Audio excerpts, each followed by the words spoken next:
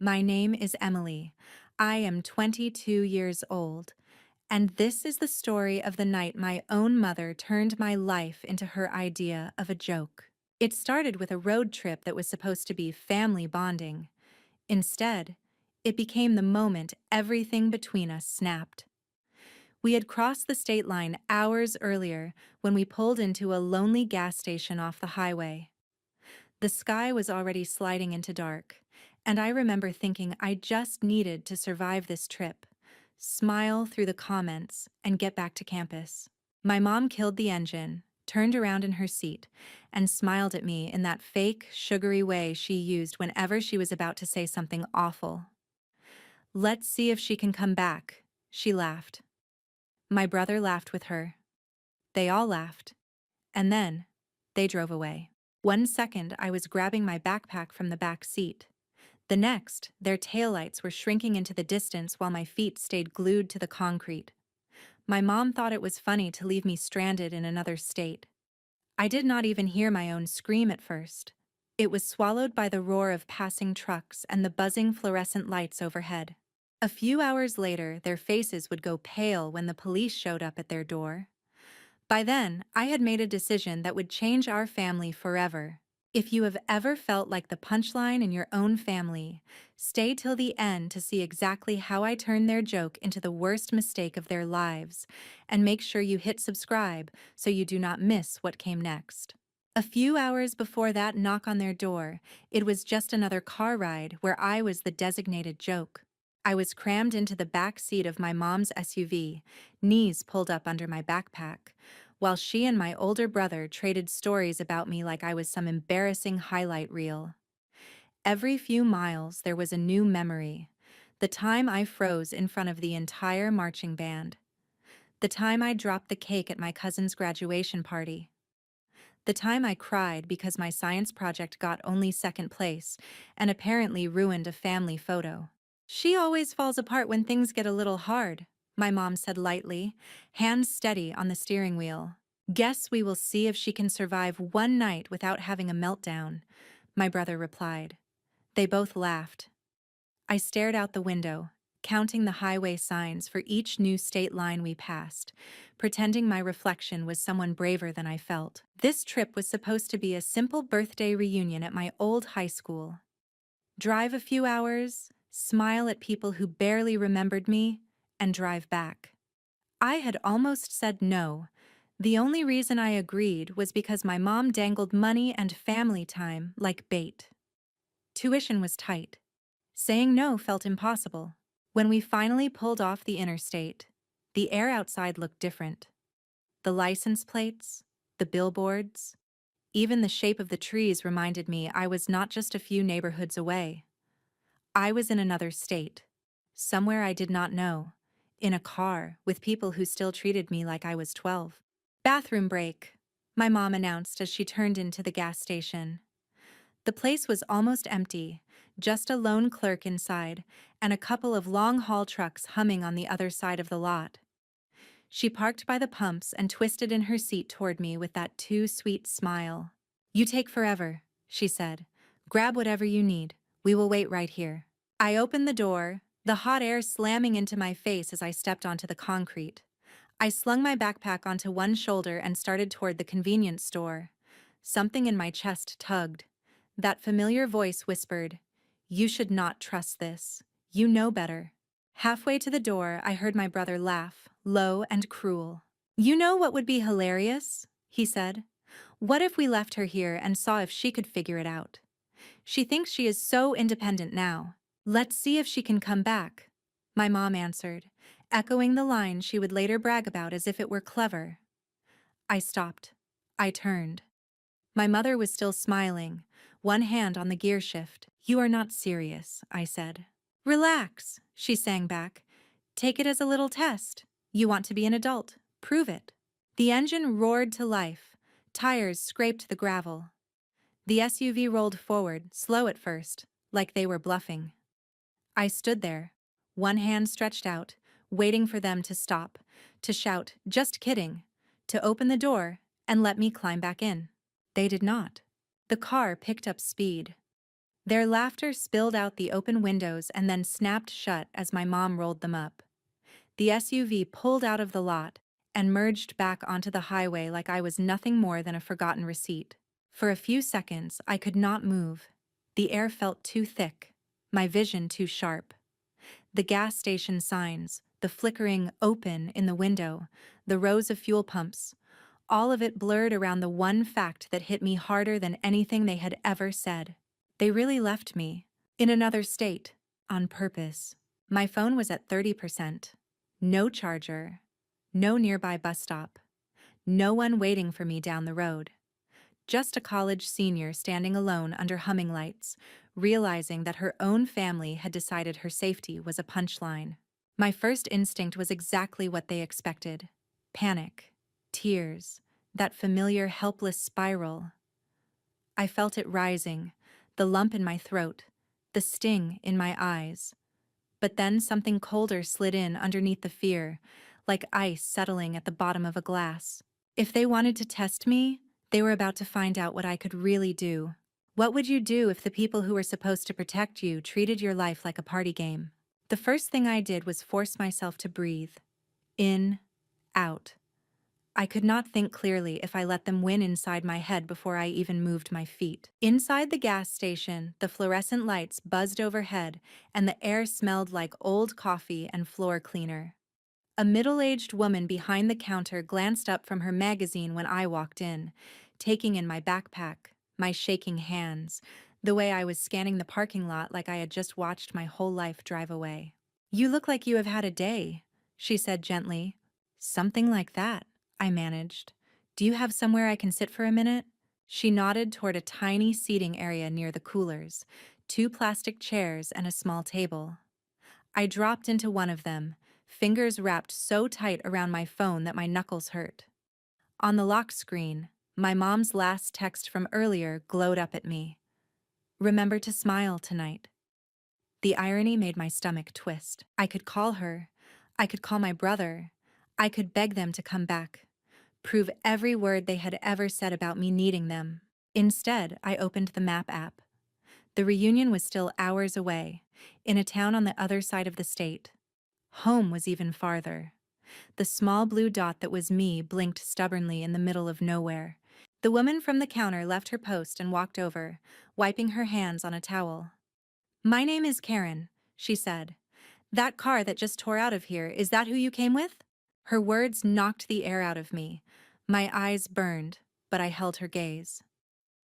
"They thought it would be funny to leave me here," I replied. Saying it out loud made it sound even more insane. "They are my family." Karen's brows pulled together. "They dumped you at a gas station in another state and drove off," she said slowly. "That is not a joke. That is neglect." Neglect. The word hit like a slap. I had used a lot of words for my family before. Controlling, mean, cruel when they were bored. I had never used that one. "I am 22, I said weakly, as if that made it better. "They keep telling me I have to prove I can handle myself." "Adults can still be abused," Karen replied, her voice steady. "Do you have anywhere safe to go tonight?" I thought about calling a friend from college. I thought about begging a classmate to drive 2 states over to rescue me because my own mother had decided I was expendable. Shame crawled over my skin at the idea. They would ask questions I was not ready to answer. "I was supposed to go to a reunion," I said. "They are there, or they will be." "You do not have to chase them," Karen said. "You could call the police, tell them exactly what happened, and let them chase your family for once." For a moment, I almost laughed. Call the police on my own mom? On my brother? The girl I had been 6 months ago would have dismissed that idea immediately. We do not air our dirty laundry.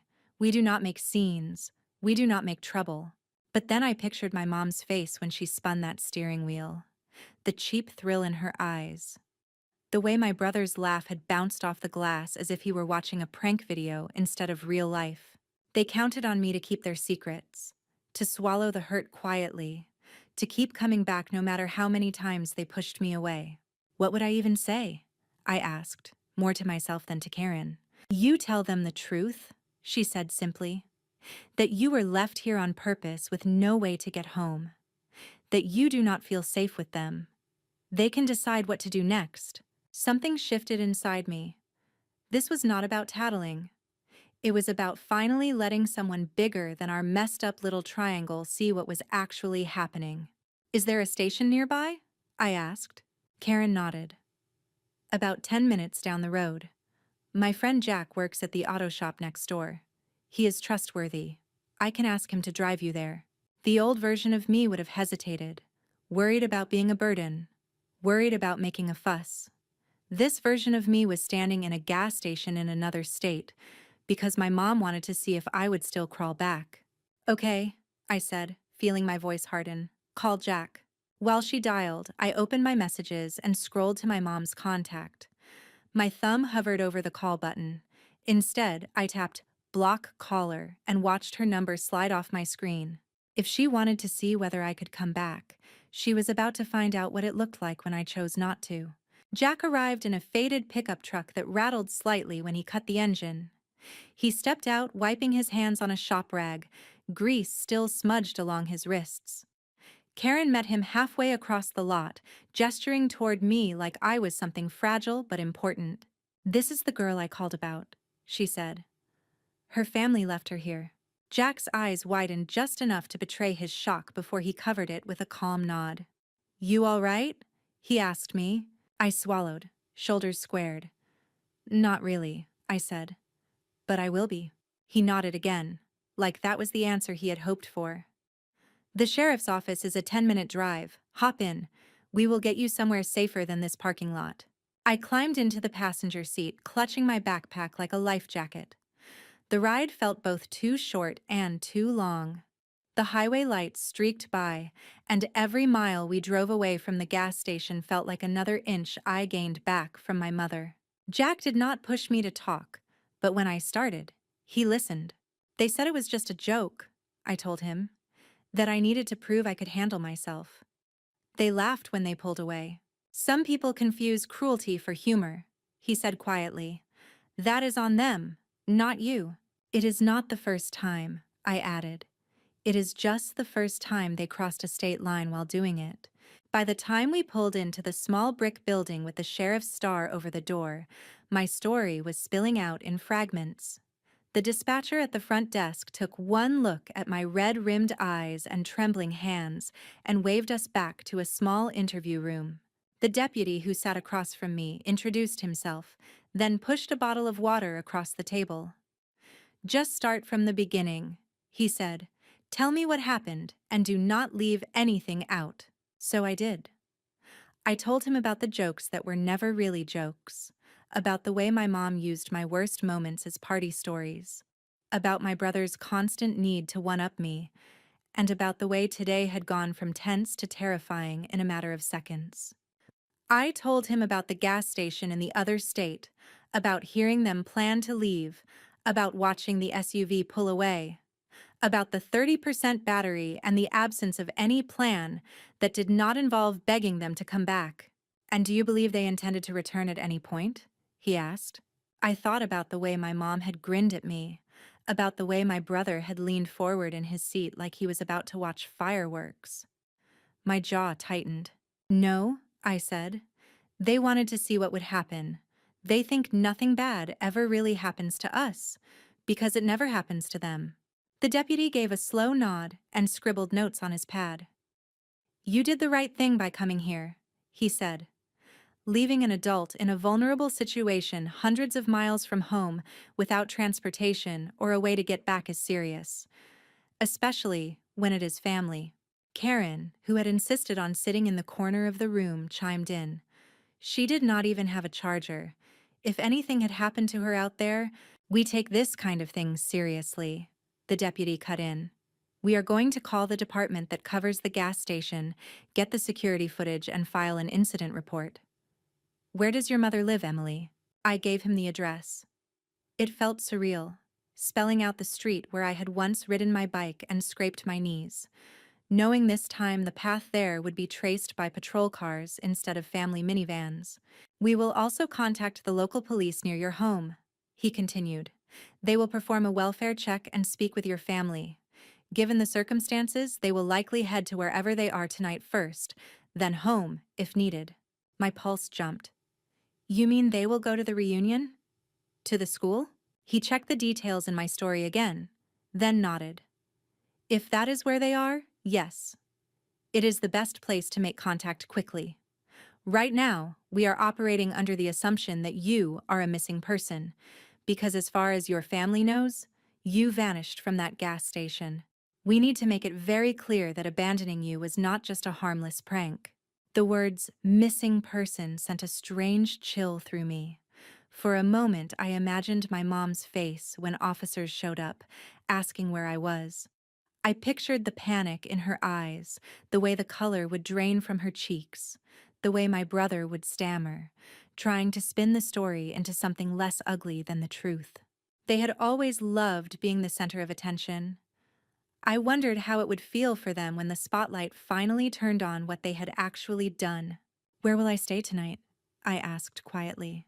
We can arrange a safe place for you, the deputy replied. We will also help you get back to your campus or somewhere you choose, once we have taken your full statement. For now, I need you to write down everything you remember from today. Times, conversations, anything you think might matter. I took the pen from him. My hand was still shaking, but not from fear anymore. It was from adrenaline and something sharper. Resolve.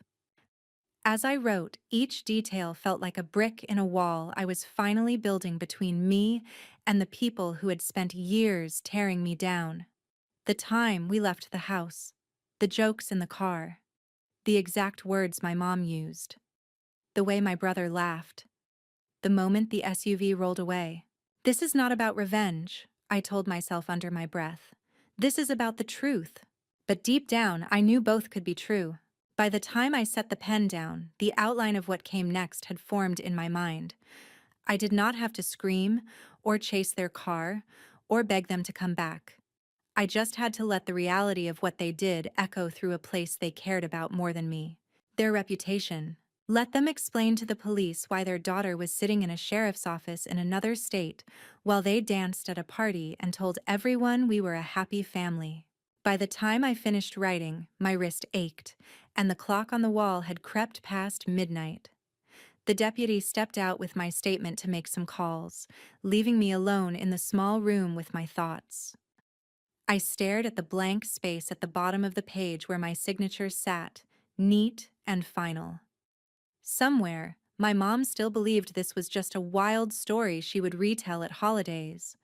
Remember when we left Emily at that gas station and she totally freaked out? Everyone would laugh, and I would sit there, shrinking into my chair. Not this time. When the deputy came back, he carried a different kind of energy with him. His jaw was tight, and there was a printout in his hand. They located your family, he said, sitting down opposite me again. The local officers just arrived at the reunion. They confirmed your mother and brother are there. They were surprised to see the police. I could not help it. A small, humorless smile tugged at the corner of my mouth. I bet they were. He glanced at his notes. Do you want to know what happened when they walked in? Every part of me screamed yes, but I forced my voice to stay calm. Only if it is part of the report, I said. He almost smiled back.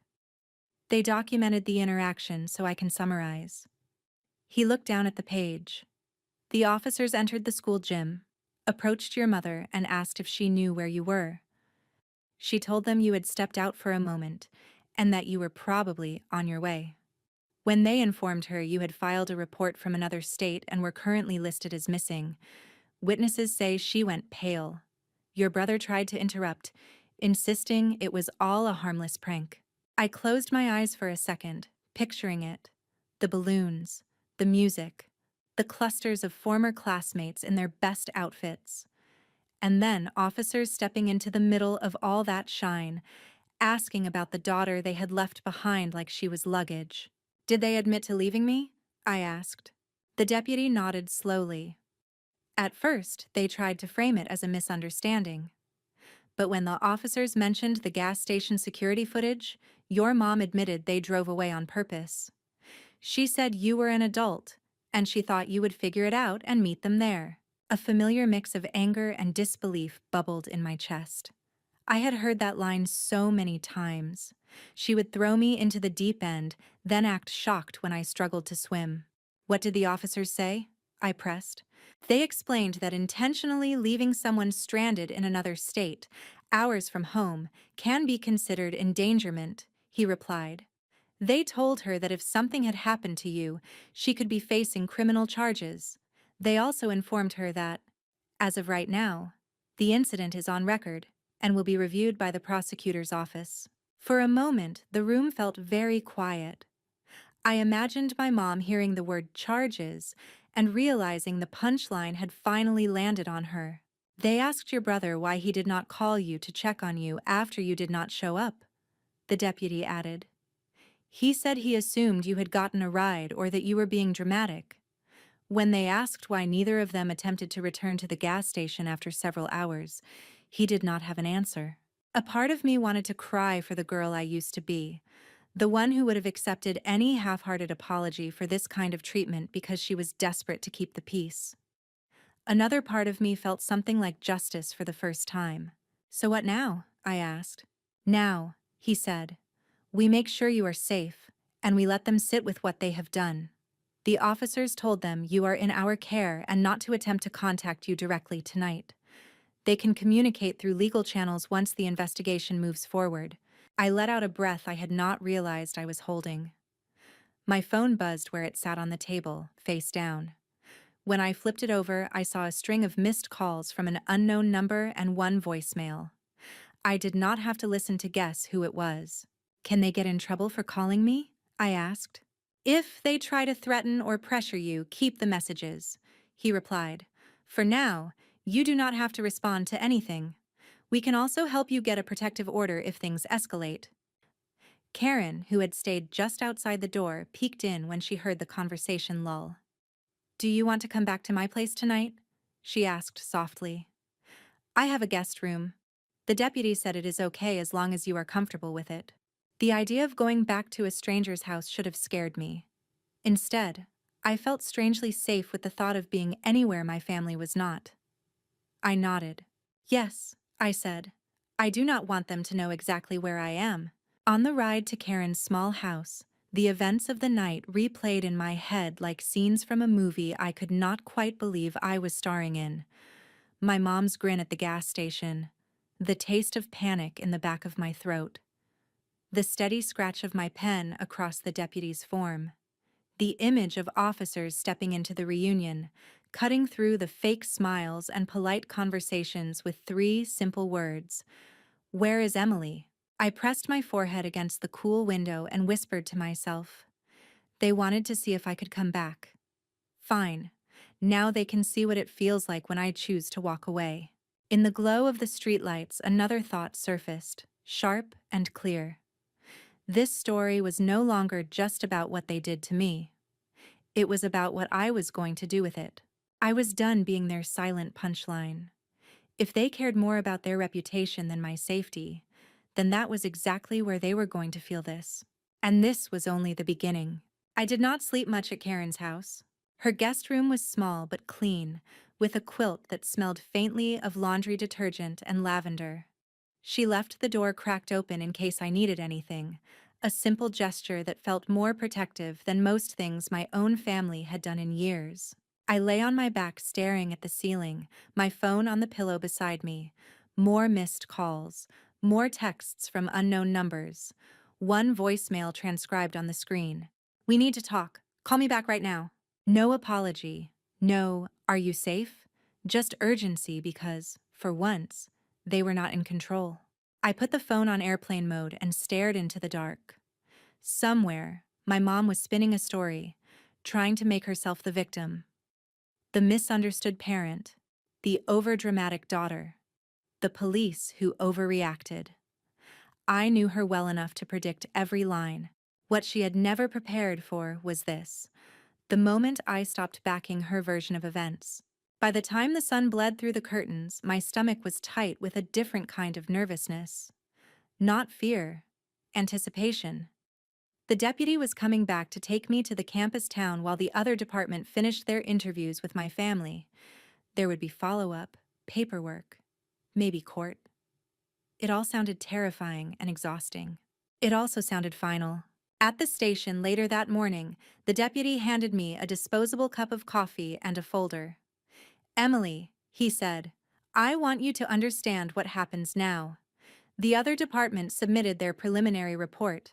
We have your statement, the gas station footage, and multiple witness accounts from the reunion." "Witnesses?" I repeated. He nodded. "Your mother made a scene when the officers arrived. There were plenty of people around. Some of them recorded parts of the interaction. A few have already sent those clips in." I imagined classmates I had not seen in years holding up their phones while my mother argued with officers under the school gym lights.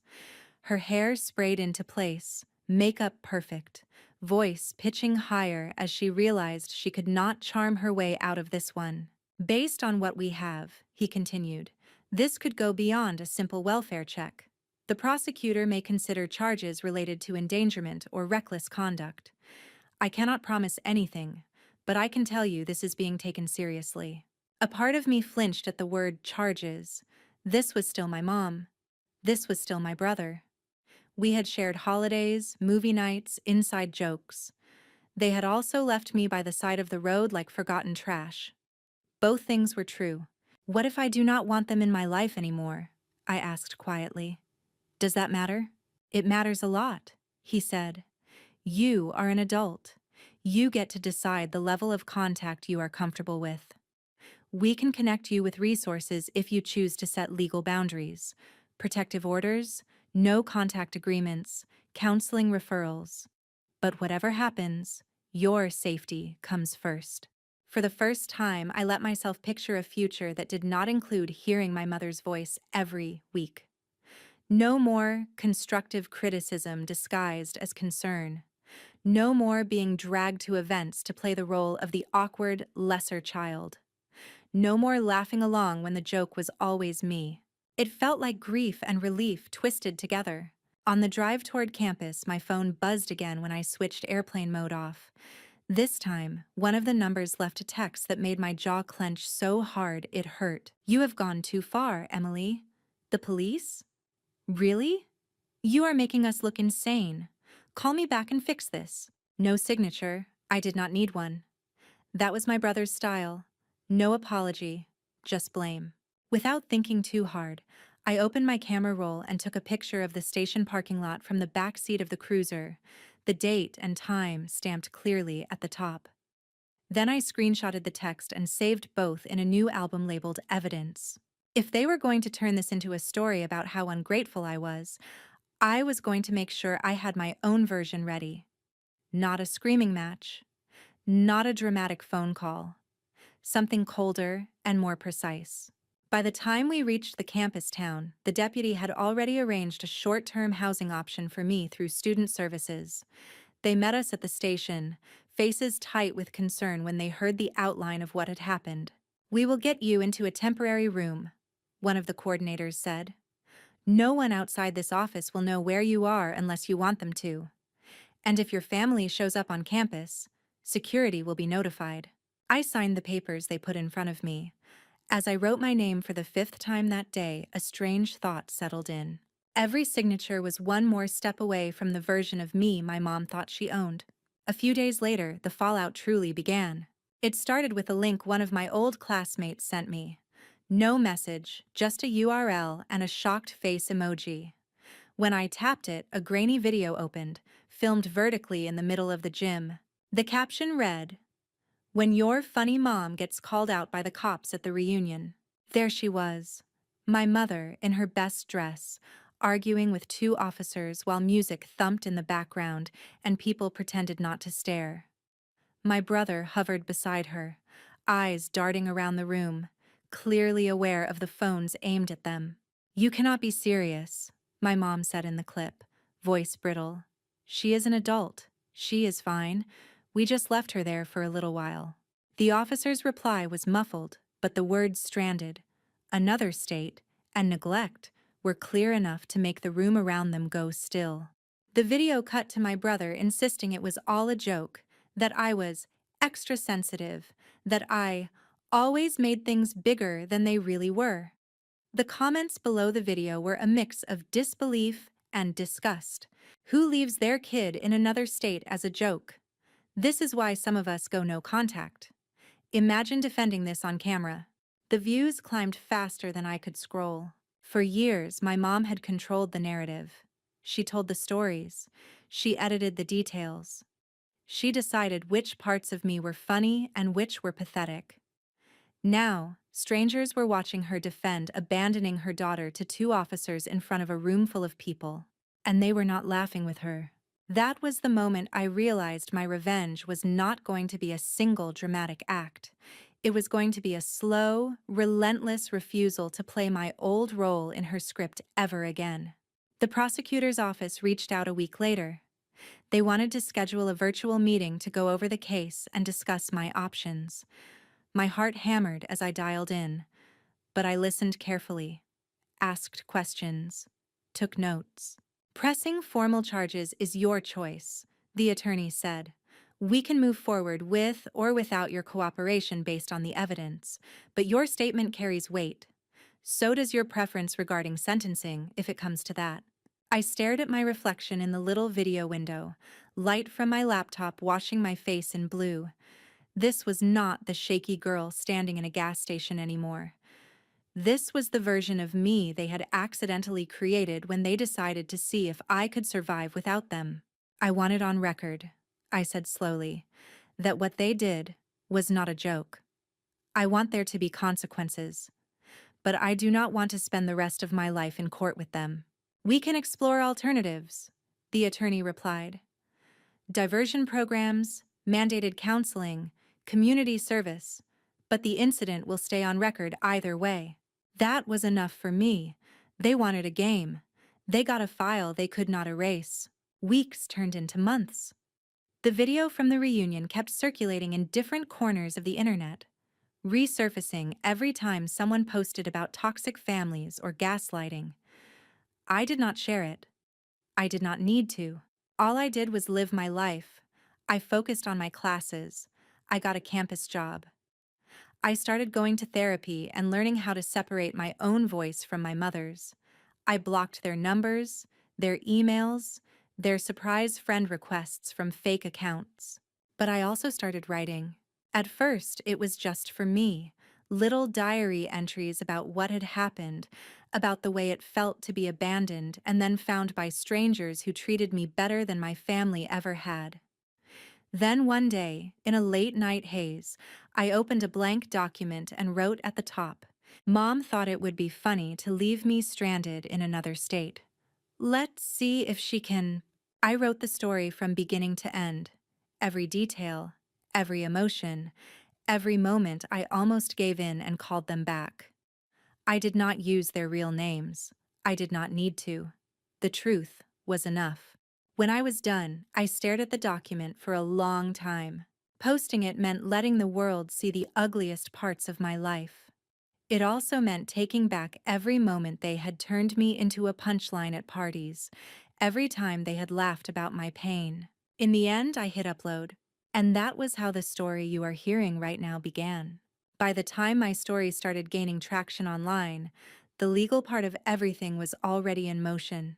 Comments poured in from strangers who recognized themselves in my words, people who had been left on highways, abandoned at airports, humiliated in front of their friends, as a joke, people who had been told they were overreacting for not laughing along. For every view the reunion video got, my story got another reader who understood exactly why it was not funny. I did not expect my mom to find it. Not at first. She hated the internet unless it was flattering her. But this was the kind of thing people whispered about, shared in group chats, sent with a, "This sounds like that woman from the reunion," attached. The first time she mentioned it was in a letter, a real physical letter that showed up at my temporary campus mailbox like it had crawled out of a past life. The outside was neat, my name written in her graceful, practiced handwriting. I knew before I opened it that nothing inside would be simple. Emily, I saw what you posted. Those were the first words. No hello. No, I miss you. Just an accusation dressed as a statement. You have made me look like a monster to the entire town, to the entire internet. People are calling me abusive. They do not know the full story. They do not know how much I have done for you, how much I sacrificed. You took one mistake and turned it into a public execution. I read that line 3 times, my vision sharpening with every word. One mistake. As if this had been a miscalculated joke at a birthday party, not the final straw in a lifetime of cruelty packaged as love. She ended the letter with a twisted apology. I am sorry if you felt abandoned, but you did not have to ruin my life over it. We are family. Family forgives. I folded the letter carefully and slipped it back into the envelope. Then I walked it straight to the campus counseling office and asked them to add it to my file. My therapist read it, exhaled slowly, and looked up at me. This, she said, tapping the page, is exactly what we talk about when we talk about manipulation. She is not apologizing for what she did. She is apologizing for how you felt, and then blaming you for her consequences. I did not cry. Not this time. I had run out of tears for her. I am not writing back, I said. If she wants to talk to someone, she can talk to her lawyer. The prosecutor eventually settled on a deal.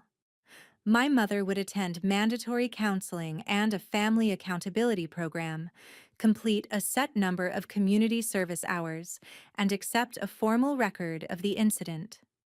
My brother would be required to attend the same program and submit a written statement acknowledging harm.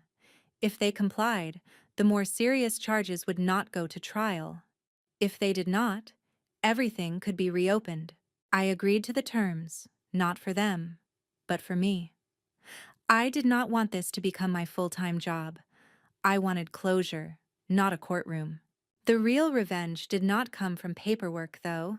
It came from the slow erosion of the image they had spent years polishing.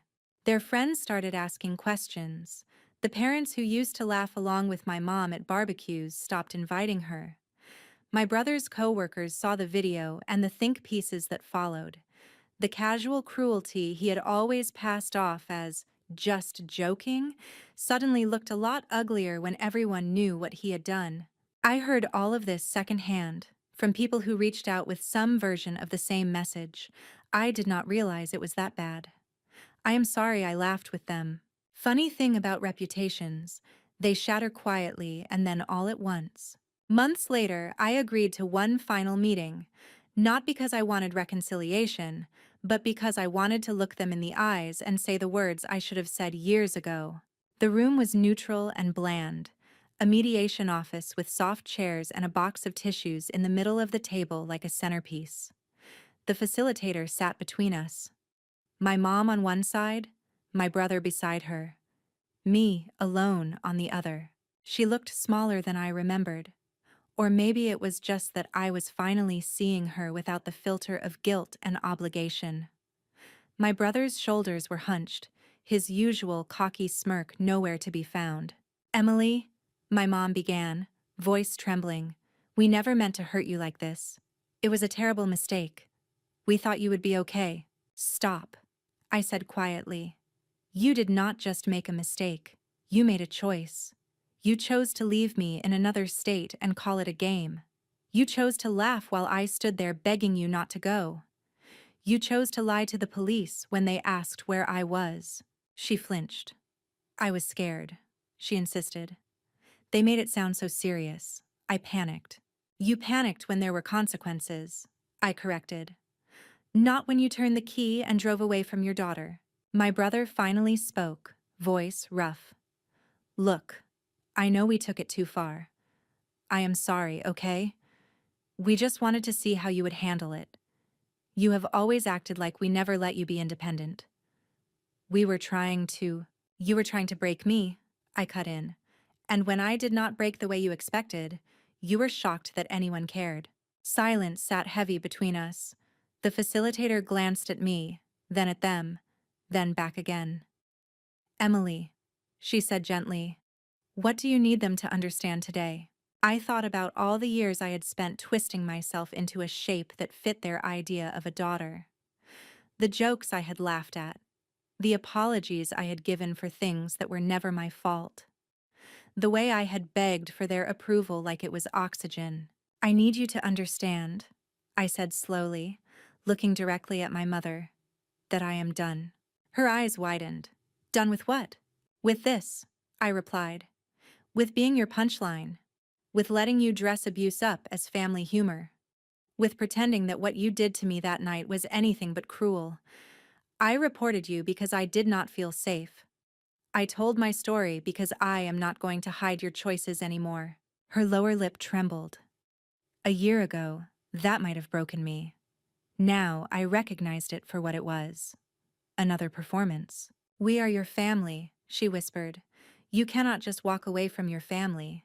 I held her gaze, feeling something inside me click into place like a lock finally sliding shut. You already did, I said. You just did not expect me to keep walking. The facilitator cleared her throat softly. Do you want any future contact with them? She asked. I took a breath. My heart was pounding, but my voice stayed steady. Not right now, I answered. If that changes, it will be on my terms, through my channels. Not surprise visits, not guilt letters, not public scenes. Until then, I want no contact outside of legal communication if necessary. My mom opened her mouth to argue, then closed it again when the facilitator reminded her of the agreement. My brother stared at the table like it might swallow him. When the meeting ended, I stood up first. For a moment, I just looked at them. The woman who had taught me to laugh at my own pain, the brother who had always pushed me further toward the edge to see if I would fall. Then I turned and walked out. The air outside felt different, lighter, sharper, mine. Months later, I would sit down in front of my camera in a tiny apartment paid for by my own job, not their grudging money, and tell the story all over again. I would look straight into the lens and say the words I wished someone had said to me years ago. You are not crazy for wanting to be safe. You are not cruel for refusing to laugh when someone turns your fear into a joke. You are not ungrateful for walking away from people who prove, over and over again, that they do not value your life. My mom thought it would be funny to leave me stranded in another state. She wanted to see if I could come back. I did more than that. I came back stronger, and I did not bring her with me. So I will ask you this. If the people who are supposed to love you treat your safety like a game, would you give them another chance? Or would you walk away too? Tell me what you would do in the comments, and if you want to hear more real stories like mine, do not forget to like this video and subscribe.